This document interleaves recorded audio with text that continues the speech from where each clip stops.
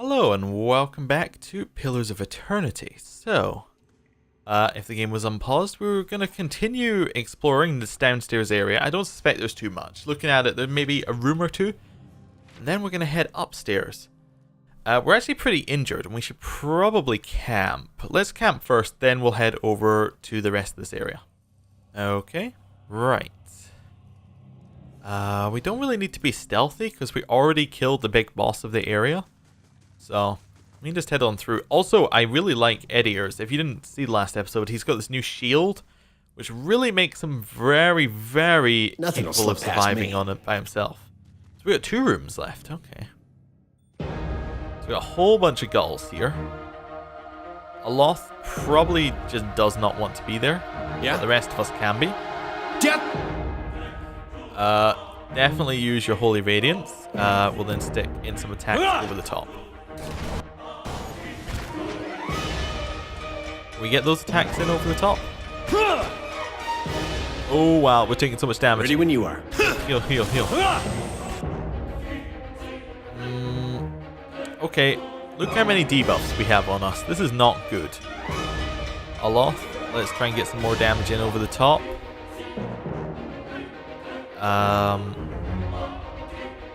Yeah. Did we not give him the restore minor endurance things? Yeah, we did. We can actually use that on... probably on ourselves over here, actually, if we can get the right angle. Oh, they won't heal from it anyway. Oh. Let's try the restore minor endurance. No, they're down. Okay. And that cost us our endurance anyway. That's not good. We're gonna have to go get some more camping supplies now. Yeah, this was a bad fight. I thought we had the group in the exact opposite order that we did. Suppose if we have to go get camping supplies, we might as well just use our once per things. Am I using the wrong ability? Onic projection creates a movement of fate. Oh, maybe it's just saying it won't go anywhere. Yeah, because we've got an odd angle. Yeah, it's not going through the door. That's not good. We'll get rid of this gull. Okay, the gulls are still there. Switch over to your knife here. Stab it. This is not going well. This is just awful. Yeah, I apologize for this strategy. It's not good at all. Right, killed one gull. Should be able to get this gull at some point. Damn it! We gotta take better care of it. No, that's a lot dead. Durance, I think we can actually do. We could get you to use your. Let's get you to use your healing thing. Healing line. Okay. That's not good. Edier has so far cleared out nearly all the enemies by himself. And now it's Edier versus an enemy time again. They attack so quickly. They have so many attacks. And time Edier has his attack, but Edier actually hits, I guess is the difference. Okay, well, we got a couple of broken ribs. We got a swollen eye. And we got some... Okay. Back up all of that. Trap triggered. Nope. Hey. Not good. Margaren's fire casts light in dark places. Have a look in there. What did we get? We got a fine brigand. Might be good for you. Let's see what we got for that. That is compared to not. Oh right, so compared to a Saint's War armor. Actually, compared to a Saint's War armor, it's not even close. Interesting. Yeah, I guess there's no point putting that on because his Saint's War's armor is so good. Light, flame, and sound. Interesting. We'll keep to ourselves. Gouge marks and scratches line the edge of this lid. There's some more gravestones, which are backer things for the game. Bite marks on these bones appear to be the proper size for. I've got something over here. And elven teeth. Okay, disarm the trap, get another bow, and some more Adra. I think we'll try and clear the rest of this with what we got. Just make sure we have our tanks at the front. Oh, I think I managed to move a Loth Endurance, which might be the problem we're having here. Yeah, I managed to move a Loth Endurance, so they were in the wrong places. Well, it's pretty safe. This looks like an interesting room. A pot with some money in it. Okay. This is kind of a grave area. I guess this is just a backer area. Unlocking this will require the proper key. Do we have it? We do not have the proper key. Interesting. Well, I'm going to go get some camping supplies and be right back, assuming that nothing goes wrong. Okay, we're back in the dungeons, and I just remembered we do have this guy who's in here. We have to tell him it's safe. You're free, make a run for it. Oh, thank you, stranger. I have to get back to the fork, but first, some food and some rest, I think. He hesitates. If you would dare the upper floors, please tell Nedmar I live yet. Tell him I still have the carving he gave me of the Pale Knight. That should convince him. Perhaps he can help you somehow. Good luck, and may the gods keep you safe.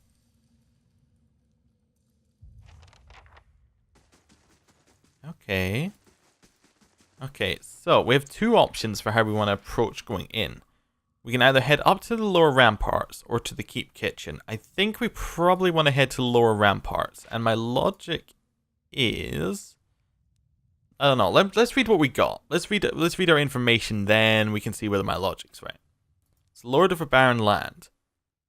We got confront... Okay. We confronted him. He believes a frontal assault would be impossible. He suggests that I find a way through the sewers. Or I may be able to find a way to access the upper floor of the castle where Nedmar lives. Okay, so maybe we want to head into the kitchen, then up to the sewers? Maybe. Maybe up from the kitchen to the higher floors. Flame and sound. Aha, we can just go straight to the next floor up. Let's just do that then. Unless that it's meant to be like you can either choose to go... You could have chose to go up and then down, then or down then up. I think we're fine. What have we got in here? Berethian priest robes and a fine morning star. I mean, we could wear the robes and maybe that would trick them. I mean, I don't know. Definitely bring them. Oh, it actually got added. Oh, okay then. Like, straight up, we can just... I found some... Berethian robes may help me blend in with the priest on this floor. Well, everybody, it's not your best look ever. No, these don't look good. Let's just put it that way. I mean, except on us, we look glorious, especially with our hat still. Would you still want to sneak? Probably not.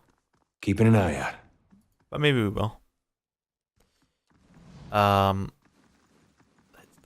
Let's not sneak. Let's just walk through. Hello, fellow acolytes of Bereth.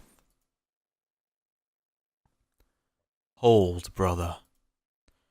Pardon my interruption. I don't recall seeing you before.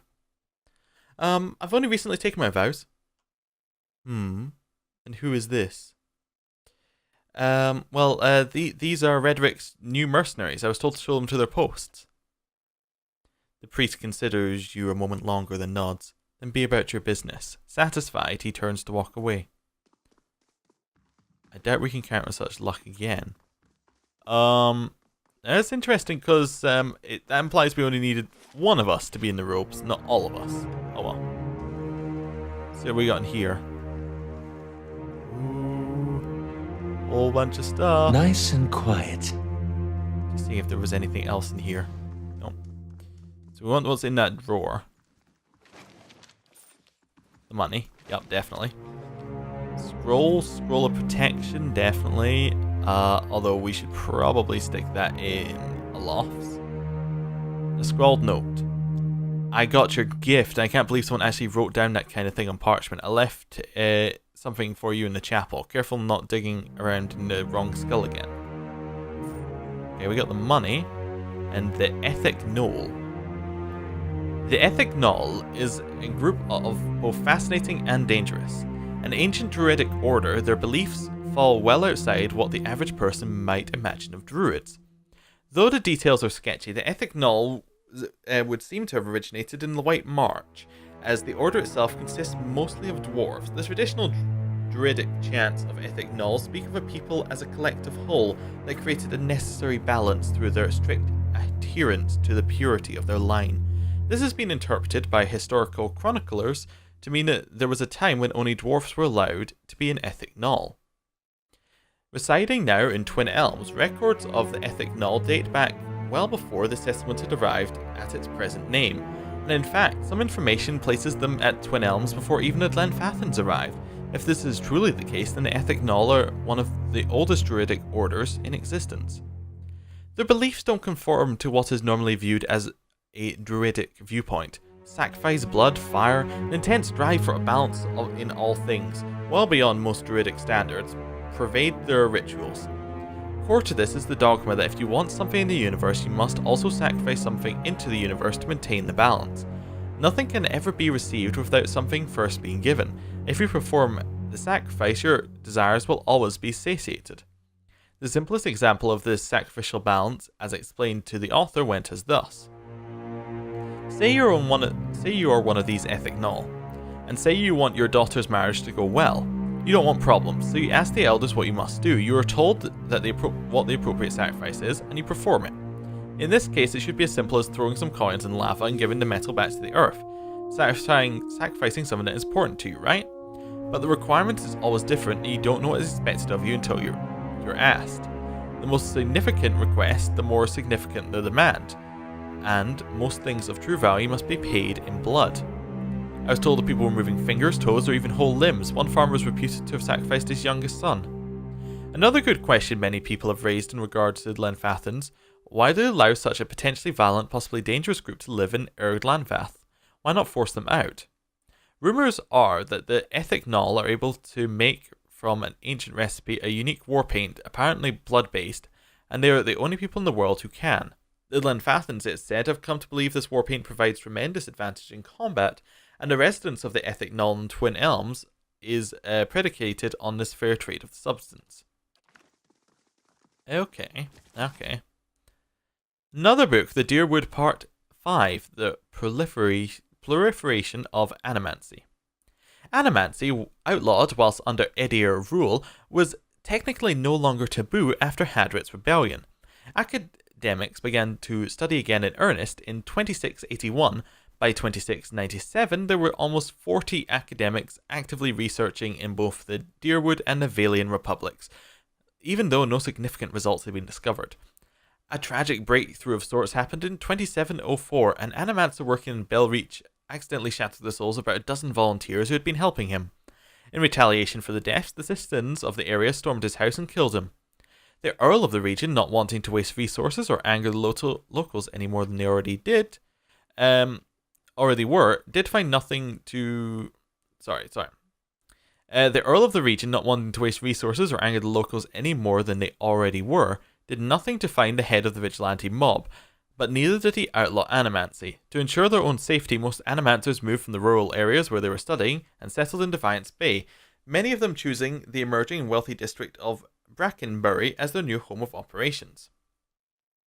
While there were still a few breakthroughs and the study of animancy continued for the next 24 years, it quickly slowed as it became cost prohibitive and complicated the more people learned about it. Most animancers couldn't afford to continue research without support of donations or gifts from wealthy individuals or organizations. In 2737, some animancers, desperate to continue their studies and seeing no other means of furthering their research, entered the forbidden ruins of Glenfath to further their research. They discovered some sites had strange artifacts that seemed to bear affinity to soul essence, and began to prod at the devices for further insight. Even with continued research, they are unable to tell quite what they have discovered. Eventually they were found out by the Glenfathans, who captured some of them, demanding they be punished for their crimes. The Dyrwoodian authorities, in order to maintain their treaties and keep the peace, had no choice. They allowed the animancers to be executed according to Glenfathan tradition. This led the Duke to make additional proclamations. The study and practice of animancy on or even near the sacred Lenfathan sites was punishable by death. In 2780, in order to solidify relations with the Lenfathans, the Dyrwoodian government allowed some animancers to begin training and experiments in conjunction with the Lenfathans' mine hunters, their native ciphers. And this was an exchange of information. The animancers documented the secrets of the mind hunters' powers. The mind hunters learned new techniques for concentration, which assisted them in taking their powers to a level no Lenfathan had seen before. The ciphers, no longer wary of the animancers' intentions, trusted them to a level that they convinced the Lenfathans to give the animancers limited access to some of the training sites where the Lenfathans practiced. The Amathas of the Lenfathan tribes opened the training grounds to the animancers. They were not allowed inside, as this was still strictly forbidden, but the general allowance by the Lenfathans was seen as a breakthrough in relations between Dyrwood and Eora Lenfath. Over the next 8 years, the animancers' research would continue unimpeded. With the exception of some minor squabbles, there's been no major strife between these two groups for almost 120 years since. Interesting. So animancers and Lenfathans actually seem to get along, which is different than everyone else. The many faces of Bereth. How fitting that we know the god of cycles, doorways, mortality, and inevitability as Bereth, while the Valians know this very same god as Serono. If nothing else, Bereth teaches us that duality exists in all things. There is life and death in life. Embrace this duality and you honor Bereth. In the ruins, Lanfath, Bereth is depicted in the form of two semi-skeletal figures, one male, one female. Bewenen Anku and Anku Bewenen. Literally, life and death in life in the Lenfathan tongue. Male and female, inside and outside, life and death. We often think of Bereth by imagining two sides of a coin, or the two endpoints of a journey. It is said that Bereth has the most petitioners of every god, and this is likely true. Who amongst us has not prayed for the cycle to hiccup? Who has not, in a moment of sadness, yelled at Bereth to make an exception for our fallen loved ones? Bereth may not rescue our loved ones, but it answers our prayers in his own divine way. Bereth is the god that makes life end in death. It is also the god that makes death end in life. Bereth, Serono, Bewin, Anku, Bewin, Benin. Whichever of these many names you prefer to use deserves our prayers, for it's given us the promise of life's eternal renewal. Okay. Keeping an eye out. Don't see anything else that we need here. Let's keep moving on. Be a little bit sneaky, but not a lot sneaky, obviously. There's a paladin. Hold, brother. No one is to leave their post until Raedric gives word. Where are you going? I was heading back to my post. The paladin regards you quietly for a brief moment. And just where are you coming from? Let's try our intellect. Well, it's just that there's this one acolyte, you see? The paladin laughs unpleasantly. You new recruits, rutting like rabbits. Save some of that energy for your duties. Reassured, he turns away. Okay, so we can't go through that door because it's locked and there's a paladin outside it, I assume. I also assume these tests are going to get more difficult as we go on. There's a door. Nice and quiet. There's the way in, I have to assume. Yeah. Sweet musky incense is stored in boxes under the altar. Alright, let's head in. Is this where we're even meant to be going? I don't know. Let's check our map. It can't hurt, I suppose, but... Hello? Oh, it's Nedmar! This is the person we're looking for. This frail old priest is hunched over a table surrounded by scattered scrolls and parchments, examining their contents with the aid of a thick monocle. He glances up as you approach, blinking rheumy eyes. More visitors, then. You're not one of the acolytes, or the guards, for that matter. His voice is dry, quiet rasp, which makes you an intruder at the least. Kolsk put you up to this, I suppose. Yes, that would be him, sending young men to dash themselves against the keep's defences. He shakes his head. Would that my sermons could draw such fervour. Still, you're here. What is it that you want? We'll start with, Gayako was safe. He asked me to tell you about the carving you gave him. Nedmar's eyes widen. With sudden vigour, he rushes forward to grasp your arm. Oh, thank the gods, thank you. I did not think anyone could. That is, I feared. He shakes his head. I did not want him to meet the Pale Knight so soon. Nedmar pulls away, collecting himself. Here, perhaps this will serve as a reward. He pulls a large iron key from the pocket of his robe and hands it to you. This will open the door in the scriptorium. He points west. From there you can reach the chapel, and Lord Raedric without encountering quite so many guards. Take this too. I have little wealth to offer. Better give something of use. 2 scrolls of protection. Okay. I would entreat you before you go. Despite his shortcomings, Lord Raedric follows the gods with obedience, and he has Gilded Vale's best interests in mind. It might be that with time he can achieve what he desires. Please consider this before you turn to violence. What does this key open? It is a master key. Nedmar wrings his hands as he speaks. It will not open every door, but it will permit you to access the stairs leading down into the Lord's chapel. It will open the doors in the keep's main hall, but you will face heavy fighting if you go that way. You do not have much time. Whatever your intent, Lord Raedric will discover one of his prisoners have escaped. You will lose the element of surprise. I thought you'd favour Kolsk as Lord of Raedric's hold. I favour him as he is a man of vision, but Kolsk has a hunger in him for rule, even if to good purpose. He is not led by faith. Still, he is my friend, and I am willing to assist Kolsk in restoring divine favour to the lands of Gilded Vale. Should Lord Raedric fall, that is. I need to rest. But surely you don't mean to. Nedmar shifts uncomfortably, looking out towards the hallway. Very well. I cannot ask you to brave the dungeons when you are not at your fittest. Here, rest a few hours, and I will ensure no one enters. Yeah, we'll take our rest. Hello again. I hope that you can find it in you to speak with Raedric before making any decisions. Perhaps it would prove helpful leading Gilded Vale out of the darkness into the light of the gods. Okay, goodbye. I think there was more we could have talked to him about, but I think we skipped it by releasing that prisoner. Okay, let's see. He's letting us have his stuff as well, so we might as well take it. Fine robe. That looks like the Durance item. Scrolls. I guess Durance can have it, and spirits. More books. Hadmeth Harret, Part 2, Rebellion. Over the 5 years following his ascension to Gref, Admeth attempted to mend relations with the Glenfathans and bring his land together with theirs. He enacted laws that restricted the taking of new slaves, allowed Glenfathans to buy their fellows out of bondage, and imposed a tax on slave ownership in order to promote the use of free labour. While there was resistance to these new laws, the Fornicoin's attention to Raedric and Admeth's power, backed by the colonists, made it difficult for the Earls to truly resist what was happening.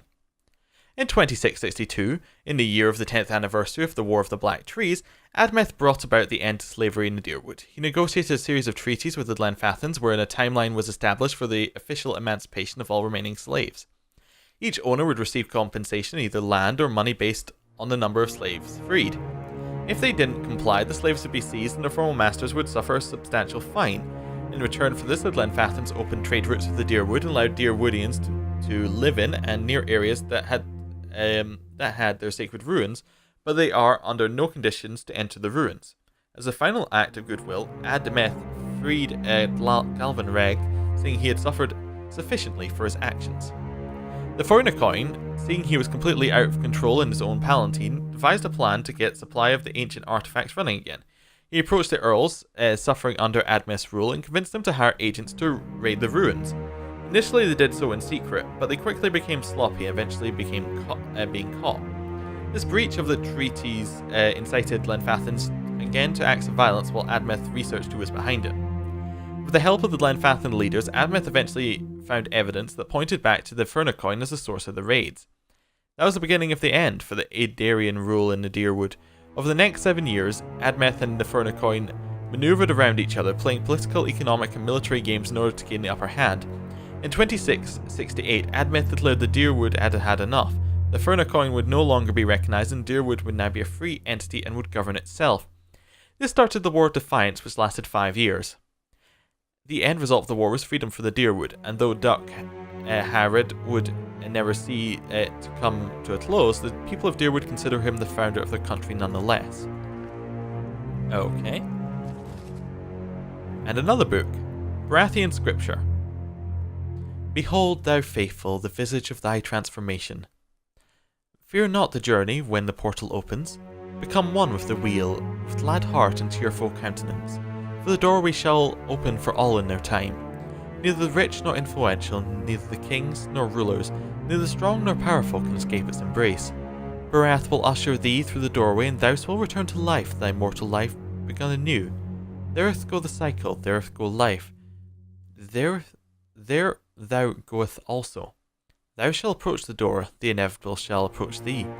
Do not turn back on the portal, do turn back on new life. Walk the path and welcome change or face the night.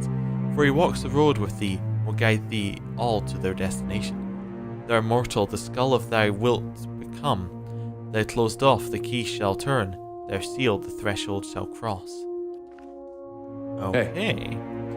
Well, I think first thing we need to do is we need to quickly stick on our outfits that we should be having. So I think we would just had padded armor on. I assume it's not like these robes aren't better. Not really, no. Okay, you were wearing Alof's leather armor. You were wearing Durance's robes that give constitution and burn proof. Now we did get some fine robes as well. I think your robes are probably better. And then we got some Saints War garb for you. There we go. Very nice. We're looking a lot neater. Hey. We can head along here. Now to the west would be up this way, I Nice assume. and quiet. So we'll just sneak on through, and there should be... Oh, what's this? Rite of Walking Shadows. Okay. And some money. I assume this was the way we were meant to go, but I guess it's not the way we were meant to go. He said there was a way down from here. West. Upper Ramparts Keep Kitchen. There must be like a different route. He definitely said... Right, let's read what it says. The priest gave me a key which can open the door to the Scrivener's quarters, and through it reach the chapel directly beside Raedric's room. Scrivener's quarters must be over here then. I guess we need our robes still. That's annoying. Put on your robes. Put on your robes. Put on your robes. Put on your robes. Hey. We'll head out this way. Hopefully no problems arise.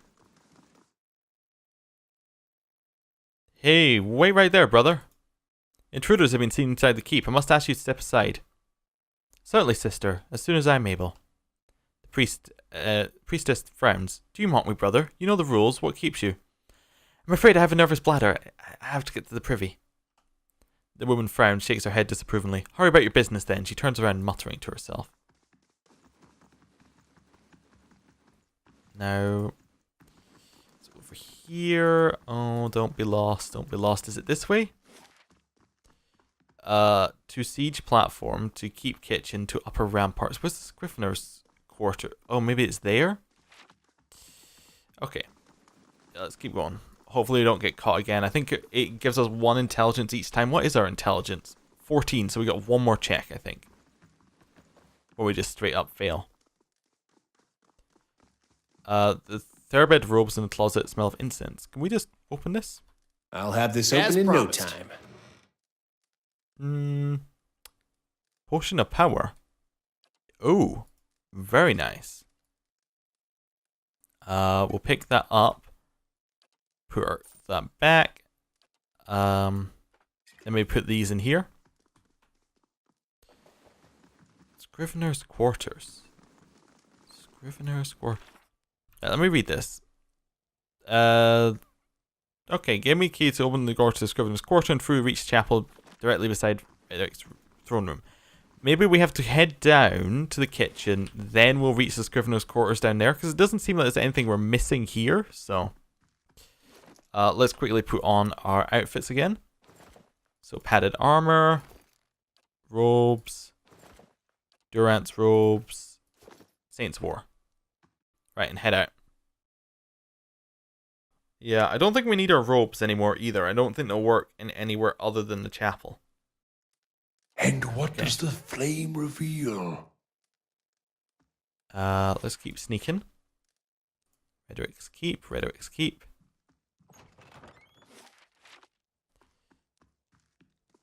Keep stealthy. Keep stealth. Whoa, whoa, whoa, whoa, whoa, whoa. That could be a way.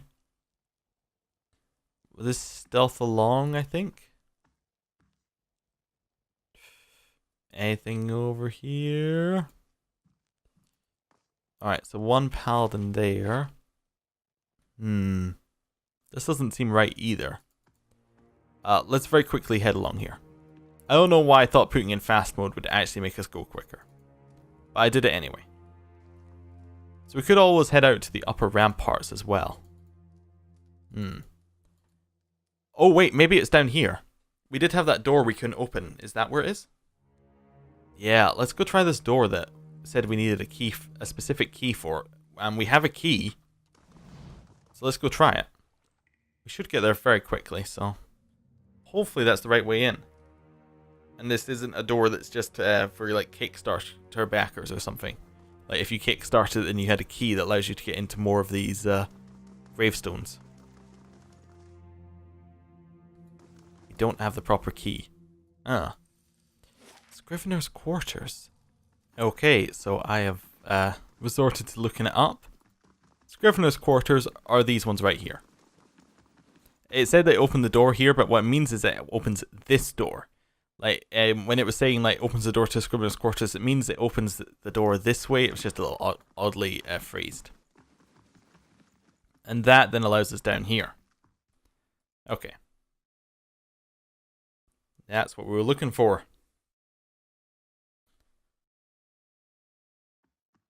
Quick and quiet. So, I think that we gotta give up on our look right now. So let's go for some padded armor. Let's get our leather armor on him. Let's get our Durance's robes on. Let's get Saint's war armor. Okay, and we also want to have our quick items working. So we want to have probably Scroll of Tanglefoot seems useful. Probably for a loft. Scroll of Protection. Minus 50% duration for hostile effects. Maybe. Walking Shadows. Friendly AoE stealth. Maybe. Restore minor endurance. We'll stick that on there. You can definitely have the fire one. And I think that'll probably do it, and we'll give you another potion if we can, yeah. We definitely want to have this potion, the power potion. Eldric's Aim grants accuracy. Maybe we want that more than minor recovery, and we'll give minor recovery over there. There we go. We probably won't end up using any of these, but it's worth having them equipped if we're going to even think about it. Quick save, and let's head on in. Okay. Seems clear. Oh, and this is Raedric, I guess. Hello.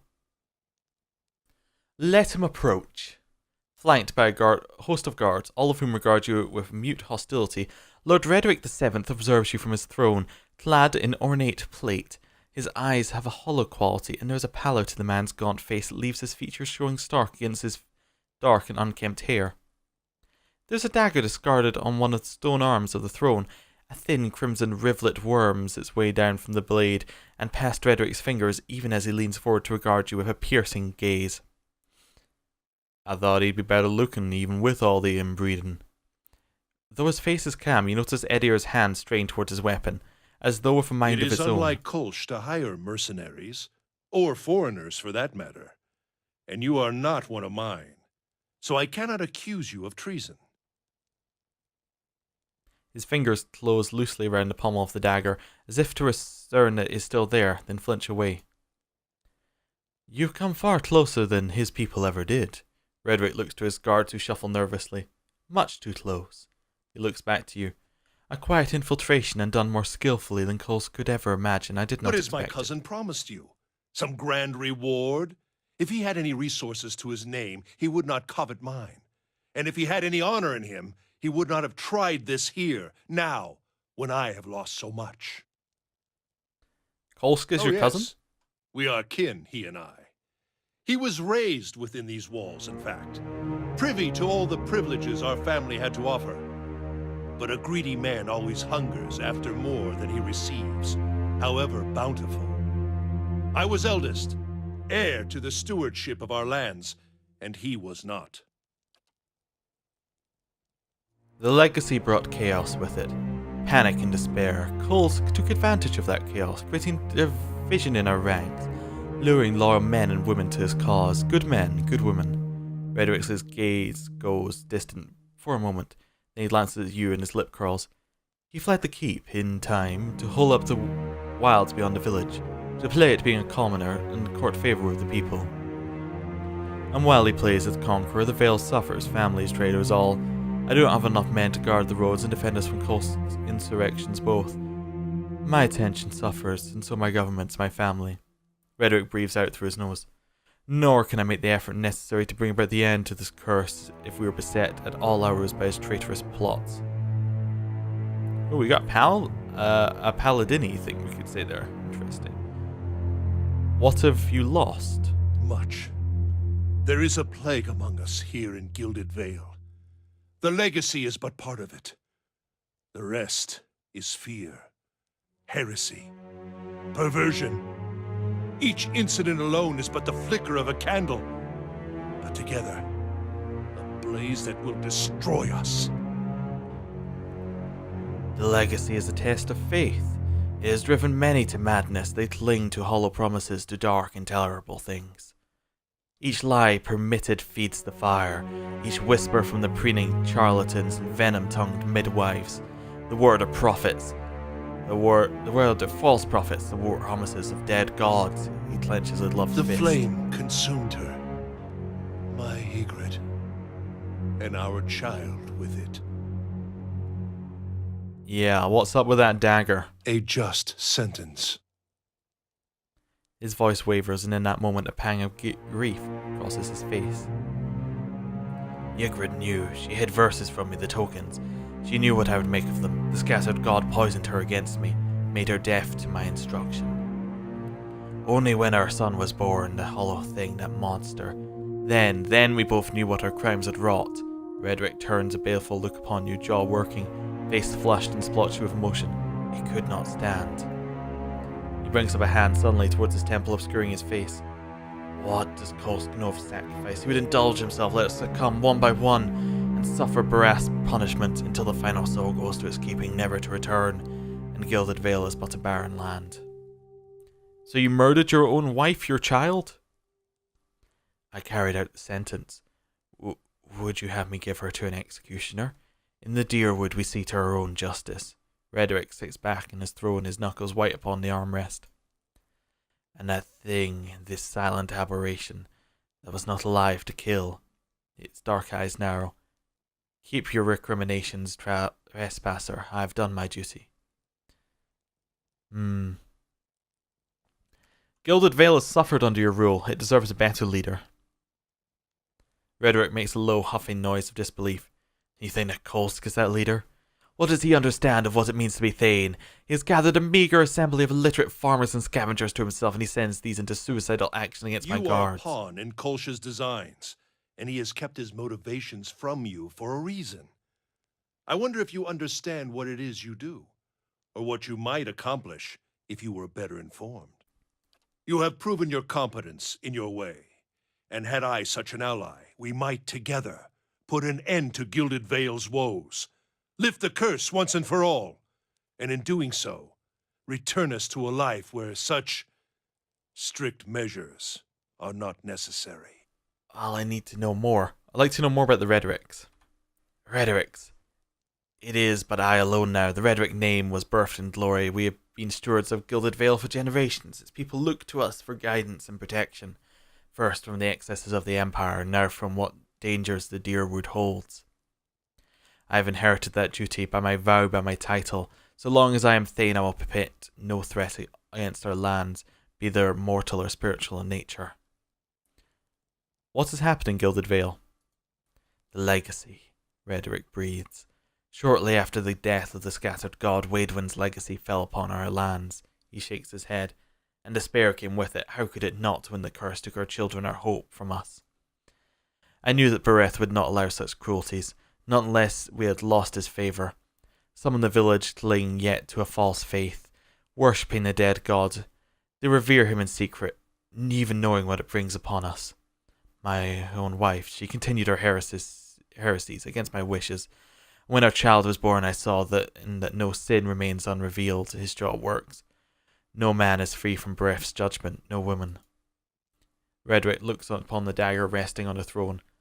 But I will do what I must to ensure we do not stray from the path. It has taken time to root out the last of these cultists within our village, time Kolsk used to gather his forces.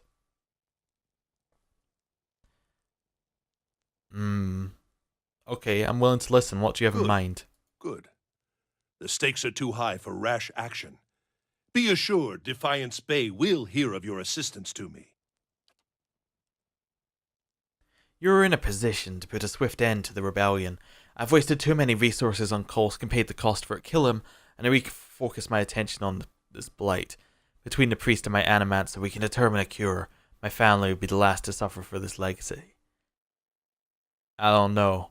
I think it's nice there's someone there to distract him from killing the rest of my town, even if they're not the best neighbours these days. He has doubtless attempted to ply you with lies, hoping to pull you to his side. He will permit you to approach him, so that he might work upon you further. Then you will have your opportunity. Well, you're truly mad if you think I would ever help you. So be it. May the twinned god take pity upon your splintered soul, and scatter it to the winds.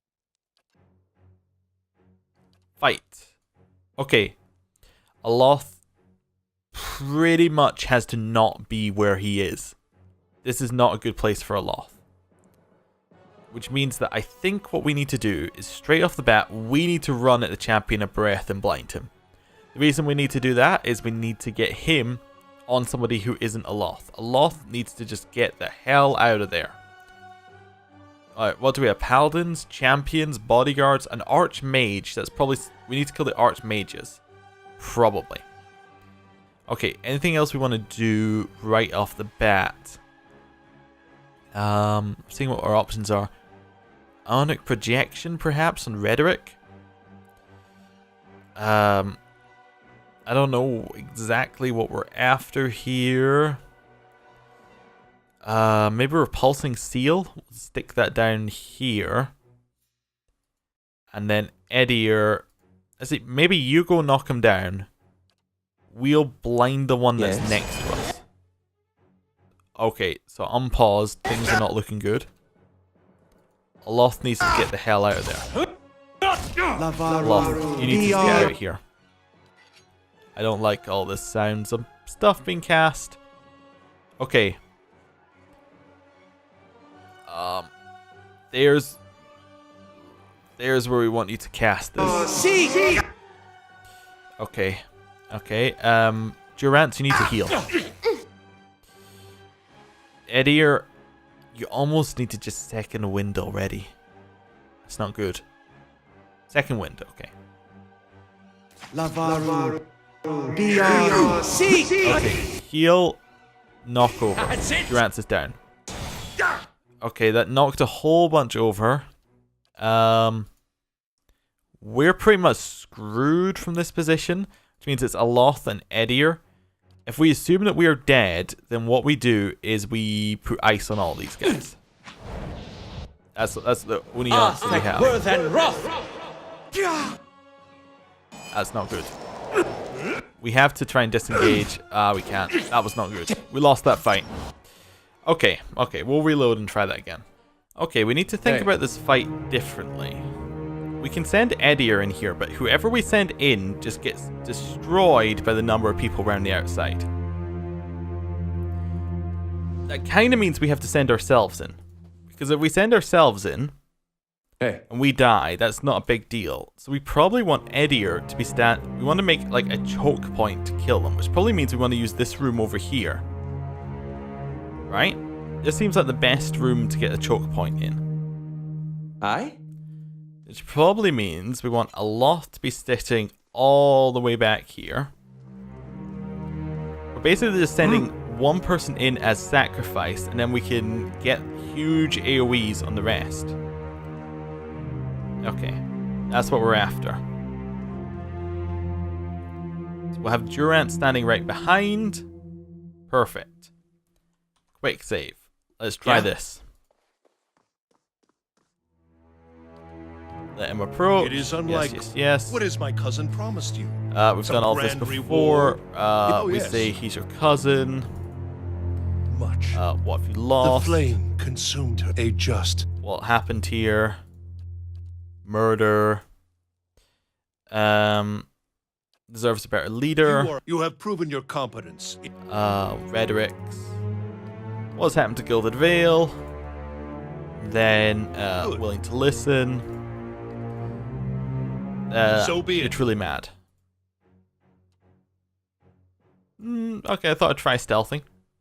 So, current plan? Run. Oh, we're so dead. Okay. Well, we kind of knew that was happening. Oh, fantastic! The fight split into two. This is actually like the best we could ever hope for. Hit. Okay. Aloth, I think we want to just do your like raw damage over the top. Yeah. Okay. This isn't that bad. Overall, this could be much worse for a situation. There we go. Let's try Holy Radiance. Because I think we're going to get another encounter after this, which is why I'm like, we can try our single encounter things. Can you knock that guy who's like casting something over? There we go. Aloth, you should really be trying to get some spells down. There we go. Yeah, we got our damage down. They have a lot of things on them, but that's fine. They have a lot of buffs that I don't know what they do. Can we try and just make him fall over again, I guess? There we go. Durant, can you hit your one? Maybe. Okay, we'll keep trying. Oh, keep trying. I think because we have Durant and Eddie are in different ones, something's going wrong here. Oh, okay, she's like a helping hand attack. That's not good. The two of them seem to be working really well together. Okay, so that would definitely hurt ours if we use that one. How bad? Just attack them. Oh, okay.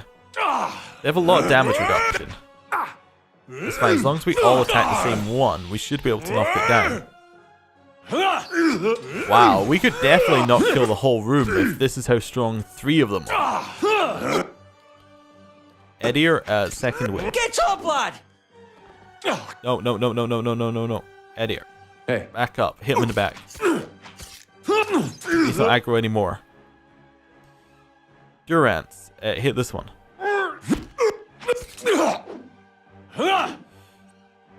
Edir, second wind. No, not you, Durance.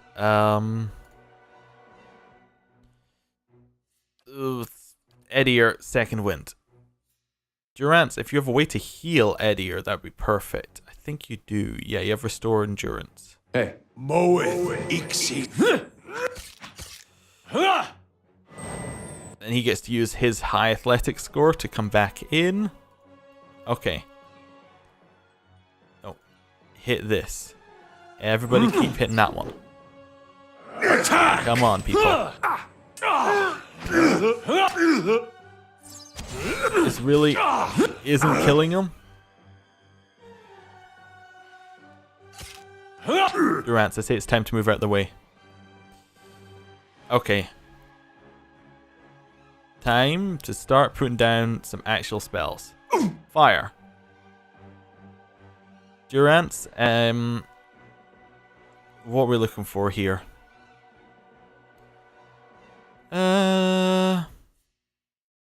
Level 2. How about that burn one on level 2? Lavaru. Yep. Just try and get as much damage down as possible. Maybe get our healing circle up.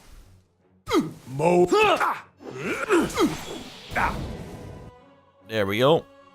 Keep trying to get this champion down.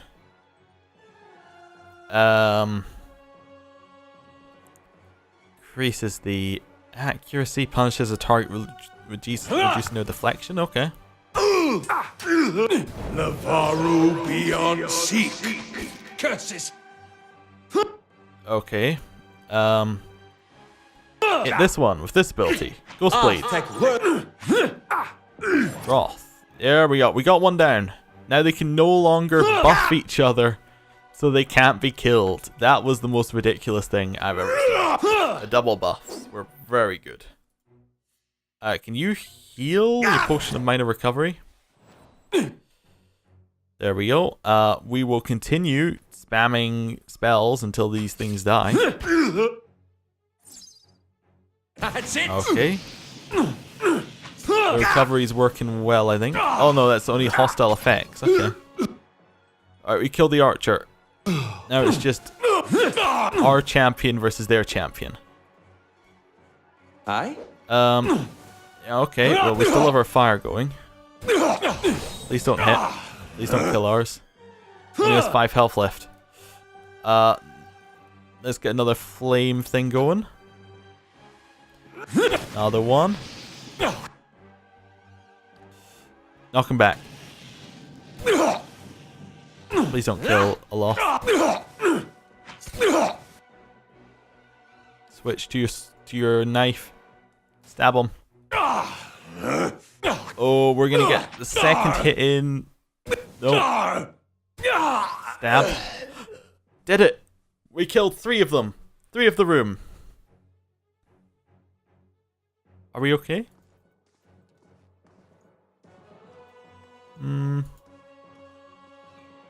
Are we still technically in combat? Because that would be awful if we are.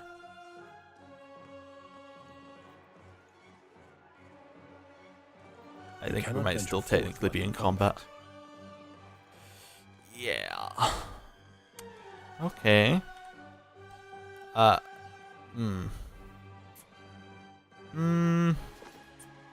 think there's a way out of this for you, Aloth. I'm afraid you need to go in. Run, run, run, run, run, run. Tangerfoot. There we are.